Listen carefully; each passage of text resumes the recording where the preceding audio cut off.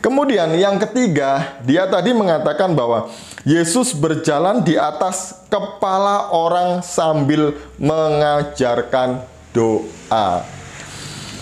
Ini cerita macam apa pula ini ya?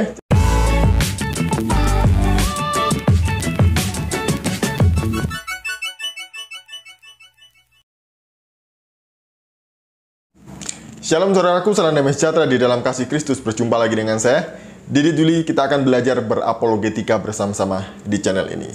Saudara-saudara muslim seharusnya lebih selektif di dalam memilih ataupun memberikan gelar ustadz kepada seseorang, karena tanggung jawabnya besar. Salah sedikit bisa menyesatkan umat.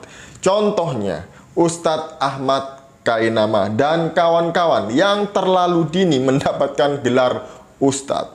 Padahal mereka ilmu agamanya aja ya kalah lah dibanding dengan ulama-ulama yang lain yang sudah dari kecil memang muslim. Nah, Ustadz Ahmad Kainama ngakunya dia ini mantan pendeta dan lulusan dari Israel. Ngakunya lulusan S2. Tapi ternyata keciduk, dia tidak lulus sekolah minggu. Apa buktinya? Mari kita lihat video berikut ini. Yeshua HaMashiach ini adalah orang sakti, Ustaz. Dan seluruh tanah dari mulai Gaza, Hebron, terus sampai keluar sana ke apa yang dibilang Tel Balat atau tepi barat, itu semua orang tahu bahwa Kristus ini bukan orang sembarangan. Siapa coba yang berani paku dia? Logikanya kan gitu. Dan Bible menerangkan itu bahwa kejadian penyaliban tidak pernah terjadi. Dia ada seorang laki-laki yang sudah mati 14 hari namanya Lazarus. Dia memohon kepada Allah di hadapan orang-orang ini, aku engkau yang utus Lazarus bangun. 14 hari dia bangun keluar, mati dan wangi harum gitu, dan apa kafannya nggak rusak. Ada anak kecil 12 tahun meninggal, lalu dia pegang tangannya, dia bilang talita kum, bangunlah engkau ya anak perempuan kecil, talita kum, bangunlah, bangun gitu. Semua orang tahu dia jalan di atas kepala orang, jalan sambil berbicara gitu tentang ini doaku ajarkan kepadamu, namanya doa yang kaosnya dipakai sama Agnes. Benar kan yang saya sampaikan tadi, bahwa Ustadz Kainama ini bukan mantan pendeta karena tidak lulus jadi sekolah minggu. Dia tadi mengatakan bahwa Yesus ini adalah orang besar. Siapa yang berani menyalibkan dia? Dan peristiwa penyaliban tidak pernah tercatat di dalam Bible.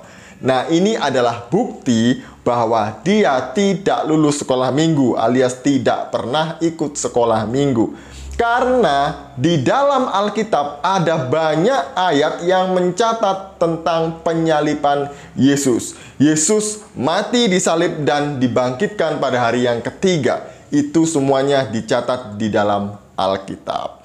Nah, lalu Bible mana yang Ustadz Kainama baca ini ya? Kok mengatakan bahwa di dalam Bible tidak pernah mencatat ada penyaliban Yesus? Jangan-jangan yang dibaca ini adalah Injil Barnabas. Karena di dalam Injil Barnabas, saya punya bukunya. Ini bukan bukunya orang Kristen, tapi ini Injil Barnabas yang ditulis oleh orang Islam. Penulisnya adalah Dr. Munsil Al-Hayik. Nah, saya juga punya Injil Barnabas, tulisannya Dr. Bambang Nursena, tapi saya memilih memakai sumber Islam saja supaya ini dipercaya oleh orang-orang muslim. Nanti kalau saya pakai yang dari Kristen, tulisannya Pak Bambang, mereka nggak percaya, bilang itu sudah diubah-ubah. Nah, ini kita pakai tulisannya orang Islam saja ya. Dalam Injil Barnabas dikatakan bahwa Yesus tidak mati disalib, melainkan yang disalib dan diserupakan seperti Yesus baik wajah maupun suaranya adalah Yudas Iskariot. Nah, di sini di dalam pasal yang berapa ini ya? Pasal yang ke 217. Pasal 217 ayat yang ke-78 sampai seterusnya. Berbunyi demikian. Mereka juga menetapkan hukuman salib terhadap 2 orang perampok bersamanya. Kemudian mereka membawanya ke Gunung Kalvari, di mana mereka terbiasa menggunakan tempat itu untuk menggantung para penjahat. Di sanalah mereka menyalibnya dalam keadaan telanjang untuk lebih menghinakannya. Tiada yang benar-benar bisa dilakukan Yudas kecuali berseru, "Ya Allah, mengapa engkau meninggalkan aku? Sesungguhnya penjahat telah lolos sedangkan aku maka akan mati secara tidak adil." Aku benar-benar mengatakan bahwasanya suara, wajah, dan kepribadian Yudas begitu mirip dengan Yesus, sehingga murid-murid dan orang-orang yang percaya kepadanya sepenuhnya percaya bahwa dia memang Yesus. Jadi dalam Injil Barnabas ini yang disalib bukan Yesus, tapi Yudas. Mungkin ini yang dibaca oleh Ustadz Kainama. Mengenai penyaliban Yesus, kita tidak akan membahas dari Alkitab karena orang Islam menganggap Alkitab sudah dipalsukan. Tapi mari kita melihat dari bukti-bukti sejarah. Dalam buku Dialog Teologis Kristen Islam, tulisan Taufik Hidayat, ini sumber-sumber yang dipakai, literatur yang dipakai bagus-bagus.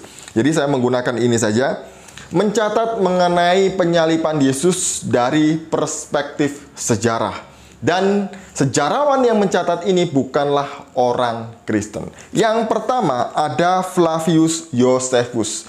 Dia adalah sejarawan Yahudi yang hidup pada abad pertama Masehi.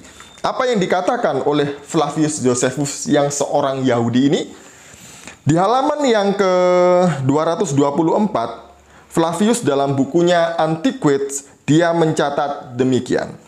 Dan sekitar waktu itu, datanglah Yesus seorang bijaksana. Kalau memang kita harus mengatakan bahwa ia adalah anak manusia, sebab ia banyak melakukan keajaiban dan mukjizat. Ia adalah seorang guru bagi orang-orang yang menerima kebenaran dengan gembira. Ia banyak memenangkan hati orang-orang Yahudi dan orang-orang Yunani. Dia adalah Sang Kristus. Pilatus ketika mendengar tuduhan-tuduhan dari orang-orang yang terpandang di antara kita, telah menjatuhkan hukuman penyaliban atas dia. Tetapi orang-orang yang mencintainya tidaklah berhenti. Sebab pada hari ketiga, ia menampakkan diri kepada mereka dalam keadaan hidup. Soal ini sudah dinubuatkan oleh nabi-nabi Allah. Dan para nabi tersebut juga mengatakan banyak hal lain tentang dia. Dan sampai hari ini, Kristen atau Kristianon, demikian pengikutnya disebut masih belum punah. Jadi, seorang Yahudi, seorang sejarawan Yahudi yang bernama Flavius Josephus, dia mencatat tentang penyaliban Yesus. Bahwa Yesus benar-benar mati disalib. Dan dia menampakkan diri dalam keadaan hidup pada hari yang ketiga. Ini bukan orang Kristen loh ya, tapi orang Yahudi. Kemudian tulisan rabi-rabi Yahudi atau di sini dalam kitab Talmud. Di dalam Talmud juga mencatat bahwa Yesus mati disalib. Dalam buku ini halaman 229, Yesus telah disalibkan sebelum Paskah. Sebelumnya, kami telah memperingatkan dia selama 40 hari bahwa ia akan dibunuh, sebab dia adalah seorang penyihir dan menyesatkan orang-orang Israel dengan hayalan-hayalannya. Jadi, menurut rabi-rabi Yahudi, Yesus ini bukanlah Mesias. Orang-orang Yahudi kebanyakan, termasuk juga rabi-rabi Yahudi, menolak bahwa Yesus adalah seorang Mesias. Karena Mesias yang diharapkan oleh orang-orang Yahudi adalah orang yang gagah perkasa, orang yang berani berperang untuk membebaskan orang-orang Yahudi dari tawanan politik. Sedangkan Yesus lahir, dia datang tidak untuk membebaskan mereka dari tawanan politik, tapi membebaskan mereka dari cengkraman dosa. Tapi orang-orang Yahudi menolaknya. Kemudian yang ketiga dicatat oleh Cornelius Tacitus. Dia hidup pada tahun 56 sampai 117 Masehi. Jadi Cornelius Tacitus dalam bukunya di Annales, dia mengatakan demikian.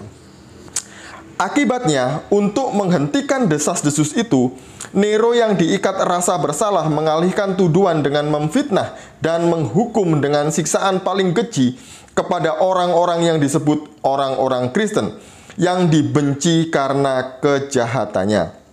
Kristus, dari siapa nama kepercayaan itu berasal, telah dihukum mati pada masa pemerintahan Tiberius oleh salah satu prokurator kita, Pontius Pilatus.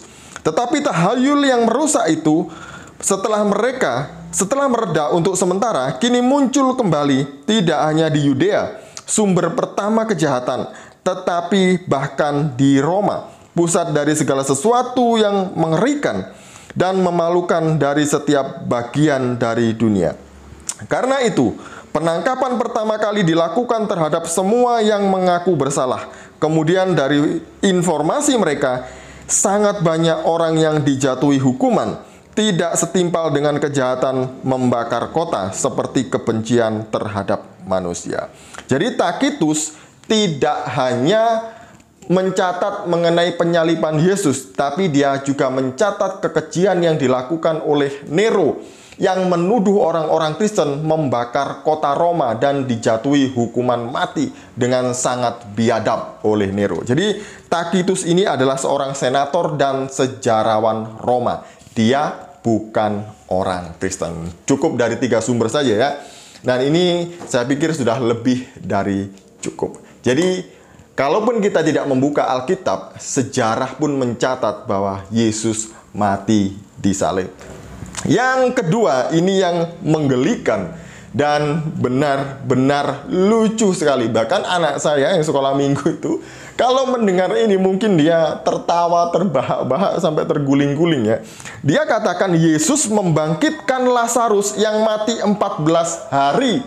Dia tadi mengatakan ini sampai 2 kali ya. Itu menandakan bahwa ini bukan kesalahan berbicara, tapi ini bentuk dari ketidaktahuannya tentang Alkitab. Benarkah Lazarus mati 14 hari kemudian dibangkitkan oleh Yesus? Mari kita melihat di dalam Yohanes 11 ayat 39 sampai 40 yang berbunyi demikian. Kata Yesus, "Angkat batu itu." Marta, saudara orang yang meninggal itu berkata kepadanya, "Tuhan, ia sudah berbau sebab sudah 4 hari ia mati." Garis bawahi. Alkitab mencatat Lazarus mati 4 hari. Bukan 14 hari. Jawab Yesus, "Bukankah sudah kukatakan kepadamu, jikalau engkau percaya, engkau akan melihat kemuliaan Allah." Sungguh membagongkan sekali. Sungguh, memalukan sekali ya. Seorang yang ngaku-ngaku mantan pendeta, tapi tidak tahu Alkitab. Kemudian yang ketiga, dia tadi mengatakan bahwa Yesus berjalan di atas kepala orang sambil mengajarkan doa. Ini cerita macam apa pula ini ya? Cerita dari mana lagi? Yesus berjalan di atas kepala orang-orang sambil mengajarkan doa. Gak ada itu di dalam Alkitab. Yang ada itu Yesus berjalan di atas air. Kemudian kalau kita melihat khotbah di bukit, Yesus mengajar doa itu di atas bukit, bukan di atas kepala orang. Ya gini kok ya dipercaya dijadikan ustadz. Mbok yo selektif gitu loh jadi umat saudara-saudaraku muslim. Jangan percaya macam orang gini-gini ini. Kalau mereka membicarakan tentang Alkitab, download Alkitab di HP, cek sendiri benar atau enggak. Syukur-syukur dibaca secara keseluruhan. Demikian dari saya, terima kasih. Tuhan Yesus memberkati kita semuanya. Salam waras.